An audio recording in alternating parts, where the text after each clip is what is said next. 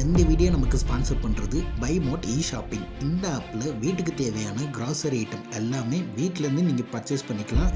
வீடு தேடி வந்து உங்களுக்கு ப்ராடக்ட்ஸ் கொடுத்துருவாங்க. ஆப்போட லிங்க் டிஸ்கிரிப்ஷனில் இருக்குது, மறக்காமல் செக் பண்ணி பாருங்கள். நம்ம தனிமரெல்லாம் ஒன்றும் கிடையாது. நம்ம தனியாலாம் வாழ்ந்துட முடியாது. இந்த உலகத்தில் நம்ம மற்றவங்களோடு சேர்ந்து தான் வாழணும். ஆனால் நாம் யாரோடு சேர்ந்து வாழணும், யாரை தவிர்க்கணும் அப்படிங்கிறது நமக்கு நல்லாவே தெரியணும். ஸோ அந்த அடிப்படையில் உங்களுடைய வாழ்க்கையிலிருந்து நீங்கள் அவாய்ட் பண்ண வேண்டிய, தவிர்க்க வேண்டிய 5 முக்கியமான நபர்கள் யார் அப்படிங்கிறத இப்போ நம்ம பார்க்க இருக்கிறோம். Number 1, haters. உங்களை வெறுக்கக்கூடிய மனிதர்கள். சிலர் உங்களுடைய கேரக்டரை பார்த்தோ அல்லது நீங்கள் ஏதோ ஒரு நாள் செஞ்ச ஏதோ ஒரு செயலை வச்சு நீங்கள் இப்படி தான் அப்படின்னு முடிவு கட்டியிருப்பாங்க, ஜட்ஜ் பண்ணியிருப்பாங்க. அந்த அடிப்படையில் இருந்து, அந்த நாளில் இருந்து அவங்க உங்களை வெறுக்க ஆரம்பிப்பாங்க, உங்களை ஹேட் பண்ணுவாங்க.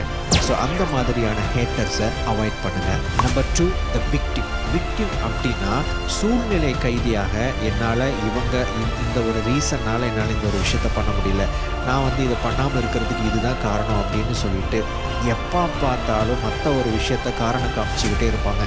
மற்றவங்களை குறை சொல்லி இவங்கனால தான் நான் இந்த ஒரு விஷயத்த பண்ண முடியல அப்படின்னு சொல்லிட்டு குறைகளை சொல்லி கொண்டு இருக்கக்கூடிய இந்த விக்டிம்ஸை அவாய்ட் பண்ணுங்கள். அவங்களுக்கு சப்போர்ட்டிவாக நீங்கள் ஏதாவது ஒரு விதத்தில் ஹெல்ப் பண்ணலாம், ஆனால் அவங்களுடைய இன்ஃப்ளூயன்ஸை நீங்கள் அதிகமாக எடுத்துக்கக்கூடாது. Number 3, self observed. நீங்கள் சில பேரை பார்த்துருக்கலாம், திடீர்னு வருவாங்க, வந்தவங்க கூட நல்லா பழகுவாங்க, நல்லா பேசுவாங்க, அதுக்கப்புறம் போயிடுவாங்க. என்னடா அப்படின்னு பார்த்தா அவங்களுக்கு உங்ககிட்ட ஏதாவது ஒரு காரியம் ஆக வேண்டியது இருக்கும், ஏதாவது ஒரு தேவை இருக்கும். ஸோ அந்த தேவையை பூர்த்தி பண்ணிக்கிறதுக்காக சுயநலமாக அந்த ஒரு விஷயத்தை உங்ககிட்ட இருந்து எடுக்கணும் அப்படிங்கிறதுக்காக அவங்க உங்கள் கூட பழக வருவாங்க, அப்புறம் காணாமல் போயிடுவாங்க. திரும்ப ஒரு தேவை ஏற்படும் போது உங்களை தேடி வருவாங்க.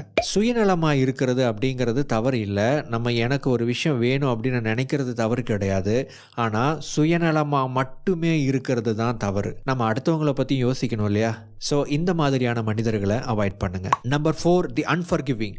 உங்களை யார் மன்னிக்காமல் இருக்கிறாங்களோ அவங்கள அவாய்ட் பண்ணுங்கள்.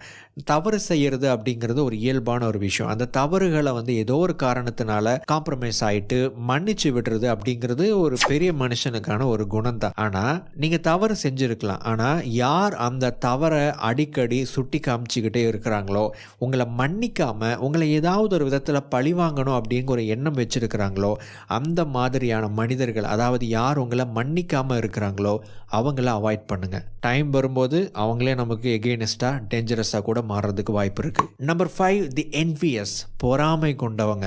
ஸோ மற்றவங்க வளர்ச்சியை பார்த்து பிடிக்காம, ஸோ இவங்க இப்படி தான், இதனால தான் அவங்க வந்திருப்பாங்க, எனக்கு தெரியும், இவங்க ஏதோ ஒரு தப்பு பண்ணி தான் அவங்க மேலே வந்திருக்கிறாங்க அப்படின்னு சொல்லிட்டு எப்போ பார்த்தாலும் யார் வளர்கிறாங்களோ அந்த வளர்ச்சி பிடிக்காம தப்பாக பேசுகிறவங்க, தப்பாக ஏதாவது செய்யறதுக்கு முயற்சி பண்ணக்கூடிய பொறாமை கொண்டவங்களை நீங்கள் தவிர்க்கணும்.